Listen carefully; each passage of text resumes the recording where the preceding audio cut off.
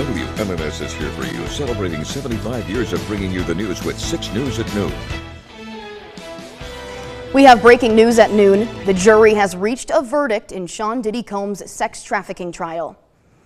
Thank you for joining us today. I'm Rachel Ramsey. Megan has the afternoon off. The verdict cleared the hip-hop mogul of the most serious charges, but found him guilty of 2 lesser counts. Bradley Blackburn has the latest from New York. The jury found Sean Diddy Combs not guilty of racketeering conspiracy and sex trafficking. He was found guilty of arranging transportation to engage in prostitution. The verdict is seen as a big win for the defense.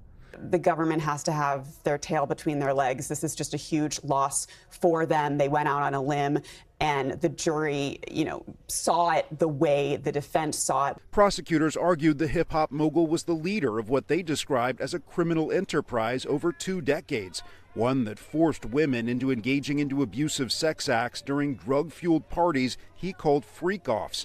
Their star witness was Combs' former girlfriend, Cassie Ventura. Whether or not the freak-offs cross that line from maybe morally questionable or seriously questionable to illegal, I think that's where things broke down for the prosecution. Combs' family members showed their support in the courtroom, where the defense argued all sexual encounters were consensual. They accused the prosecution of putting Combs on trial for his lifestyle, trying to criminalize his private conduct. The jury of 8 men and 4 women sifted through 28 days of testimony, much of it graphic and emotional.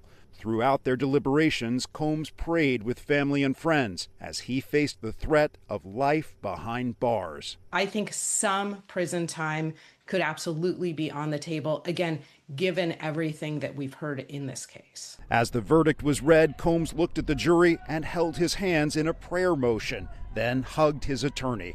Bradley Blackburn, CBS News, New York. While Combs, his lawyers, and his family celebrated the jury's decision, he could still be sentenced for up to 20 years in prison. And if Combs had been convicted of any of the other counts, it could have been punishable by up to life in prison.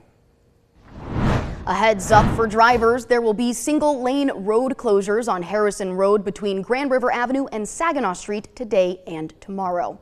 The lane closures are necessary for the city of East Lansing to perform soil borings related to the Harrison Road Rehabilitation Project design. The lane closures will be localized to each location, allowing the majority of the street to be fully open at all times. Drivers should expect some delays and take alternate routes if possible. State police have released their weekly number on road deaths and serious injuries in Michigan. Over the last 7 days, 42 people were killed, increasing this year's death toll to 428. Another 118 people were seriously hurt this week, which makes a total of 2,228 for the year. Compared to this time last year, there are 39 fewer deaths and 14 fewer serious injuries. A pair of Michigan House bills are now heading to the Senate. If passed, they'd allow law enforcement to test drivers for substances using oral fluid screenings. Lawmakers say more than 1,000 deadly crashes occurred in Michigan in 2023, and 25% of the deaths were drug-related.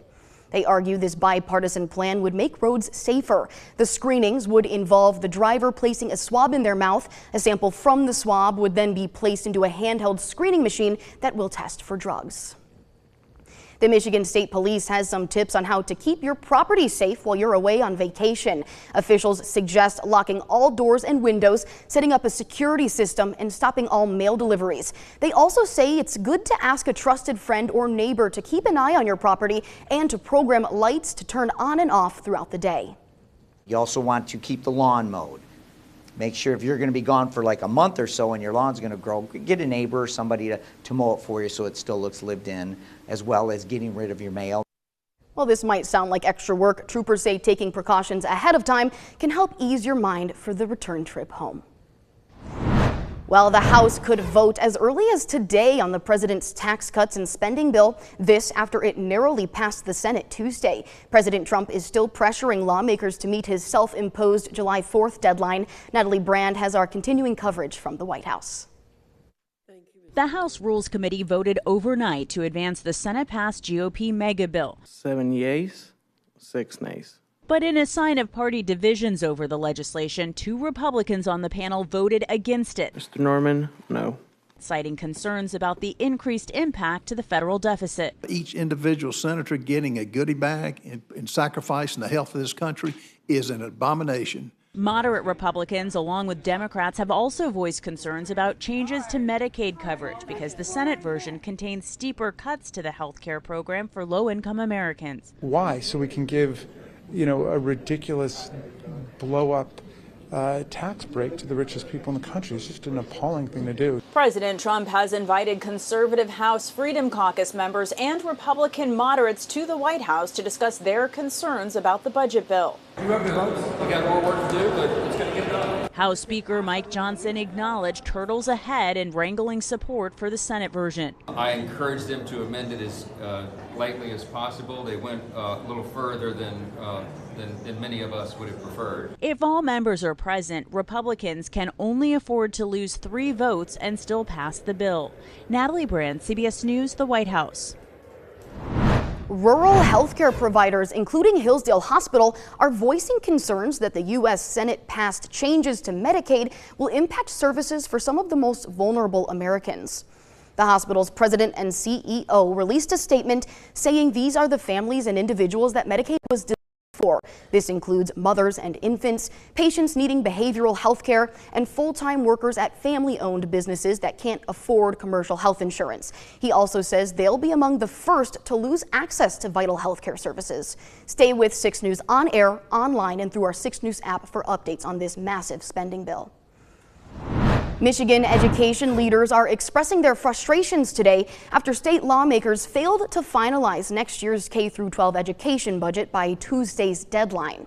Per Michigan law, legislators need to get a budget bill on the governor's desk by July 1st. That's in place so school districts have time to draft their own budgets for the upcoming academic year.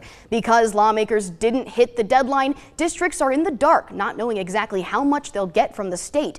Negotiations and voting remain on hold as neither the House nor the Senate is scheduled to reconvene until July 15th. From Storm Tracker 6, this is Weather First, sponsored by Auto Owners Insurance. Simple human sense. We still have a lot of dry weather and a lot of sunshine across mid-Michigan this Wednesday afternoon. Notice on satellite and radar are basically void of any activity across the region. Some very thin high-level clouds starting to develop off to our south and west. Those slowly going to filter through as we go throughout the rest of the day today. Even though we are going to be staying mostly sunny overall for our Wednesday, there's still the chance for a couple of isolated pop-up showers and thunderstorms because of some lingering instability that we have across the area. Storm Prediction Center yet again has areas north of I-94 in this level 1 out of 5 marginal risk for strong storms. My biggest concern going to be some isolated strong wind gusts anywhere between 40 to 60 miles per hour. And I can't also completely rule out some small hail in any of the stronger storms that form across our region. Notice we'll hold on to that level 1 risk even as we move into our Thursday. A very similar situation will be in place across mid-Michigan by then. Notice on Precision Cast those isolated showers and thunderstorms really beginning to ramp up later on this afternoon into the early evening hours of the day. We will be able to dry things out overnight tonight, yet again holding on to those mostly cloudy conditions. We have a lot of sunshine yet again as we start off our Thursday. That helps to develop that instability, giving us another chance for those pop-up showers and thunderstorms in the afternoon and evening. And if you guessed it, well, Friday we're going to follow a very similar pattern. It looks like the chance for precipitation on Friday is going to be slightly lower, and the good news is all of that activity is going to begin to wrap up just in time for any firework displays across the area. Speaking of, we have a beautiful forecast for 4th of July, not only because we're going to have these mostly clear conditions in place by the time we actually have these displays ongoing, but notice our temperatures incredibly mild. We're still going to be in the low 80s by the time we hit 9 o'clock Friday evening. Overall, we're still going to be staying in the mid to upper 70s going through the duration of those firework events. Outside right now, notice we have those mostly sunny to partly cloudy conditions across the area. Temperature-wise, absolutely beautiful, 82 degrees. Winds not too bad either out of the west, right around 11 miles per hour. A live look over in Grand Ledge, 81 degrees. Dew point temperatures currently hovering in the mid to upper 60s. Feels just a little bit humid outside, but still a big improvement compared to where we have been for the past several days. 81 degrees over in Jackson, a peak wind gust of 17 miles per hour. And notice a similar situation in Hillsdale. Current temperatures right at that 80-degree mark. As we go throughout the rest of the the day will make it up to a high of 85. Again, it comes along with the chance for those isolated showers and thunderstorms in the afternoon.